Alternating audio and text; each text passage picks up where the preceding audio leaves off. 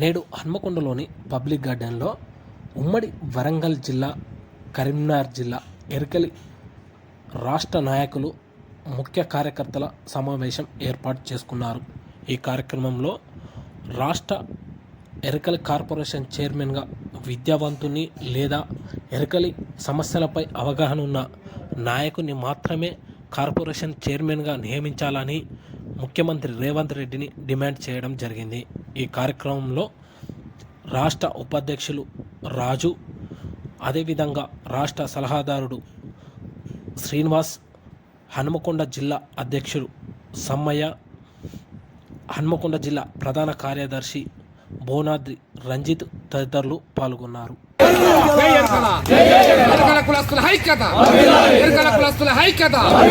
జై తెలంగాణ, జై తెలంగాణ, వర్ధిల్లాలి ఎరుకల ఐక్యత, వర్ధిల్లాలి ఎరుకల ఐక్యత, వర్ధిల్లాలి ఎరుకల ఐక్యత. జై కుర్రు, జై కుర్రు, జై ఏకలవ్య, జై ఏకలవ్య. సొసైటీలు ఏర్పాటు చేసుకున్నాం. అటువంటి సొసైటీలకి మరి పట్టణాలలో మరి మనుషులు తిరిగే దగ్గర పనులు పెంచుకోదని చెప్పేసి అని మరి ఊరికి దూరంగా పెంచుకోవడానికి పందుల ఫామ్స్ ఏర్పాటు చేసుకోవడానికి గత ప్రభుత్వం 60 కోట్ల నిధులు ఇచ్చింది. కానీ ఆ ప్రభుత్వం ఇప్పుడు లేదు. ఇప్పుడు మీ ప్రభుత్వం ఉన్నది, మీరు ఉన్నారు. దయచేసి ఈ తెలంగాణ వ్యాప్తంగా చాలామంది ఆదివాసీ ఎరుకల కుటుంబాలు పందులపైనే జీవిస్తూ ఉన్నారు.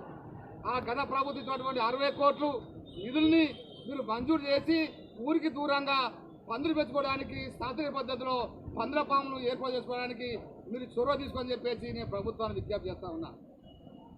అదే కాకుండా ఇవాళ మరి అన్ని కులాలకు, ఇలా అన్ని వర్గాలకి మీరు అవకాశాలు ఇస్తారు. అన్ని రాజకీయ పార్టీలు కానీ, ఇలా బీజేపీ కానీ, ఇలా టీఆర్ఎస్ పార్టీ కానీ, ఇలా కాంగ్రెస్ పార్టీ కానీ, ఈ 3 ప్రధాన పార్టీలు ఇలా అన్ని కులాలకు మీరు అవకాశాలు ఇస్తారు, రాజకీయ అవకాశాలు. కానీ ఇలా ఎస్సీ తీసుకుంటే మీ 3 పార్టీలకి లంబడి వాళ్ళు కనపడతారు. మీకు ఈ ఆదివాసులు కోయ గుణలు కనపడతారు. అంటే మీ ఎరుకలలో మీ ఆదివాసులం కాదా, మీ ఎస్సులం కాదా, మా ఓట్లు లేవా, మేము మధ్యాహ్న ప్రాంతంలో అత్తడిగా ఉన్నాం, మేము అందరికీ ఓట్లు వేస్తూ ఉన్నాం. మరి మాకెందుకు సమన్యాయం జరుగుతలేదు, మాకెందుకు మమ్మల్ని గుర్తిస్తలేరు, మాకెందుకు అవకాశం ఇస్తలేని చెప్పేసి మీ ప్రభుత్వాన్ని రాజకీయ పార్టీలు మేము అడుగుతూ ఉన్నాం. దయచేసి ఇప్పటికైనా రాజకీయ పార్టీలు ఈ తెలంగాణలో మరి ఆదివాసీ ఎరకల బిడ్డలు ఉన్నారు, వాళ్ళు కూడా ఈ రాష్ట్రంలో బతా ఉన్నారు, ఈ రాష్ట్రంలో వాళ్ళ ఓటు హక్కు ఉన్నది, వాళ్ళు కూడా అన్ని రకాలుగా ప్రభుత్వాన్ని సహకరిస్తూ ఉన్నారు. కాబట్టి వాళ్ళు కూడా మరి డాక్టర్ బిఆర్ అంబేద్కర్ ఇచ్చినటువంటి రాజ్యాంగ ప్రకారంగా మరి ఓన్లీ కోయ గోల్డ్ అమ్మడే కాదు, ఎరుకలలో కూడా మరి రాజకీయ అవకాశం అని చెప్పేసి నేను డిమాండ్ చేస్తా ఉన్నాను.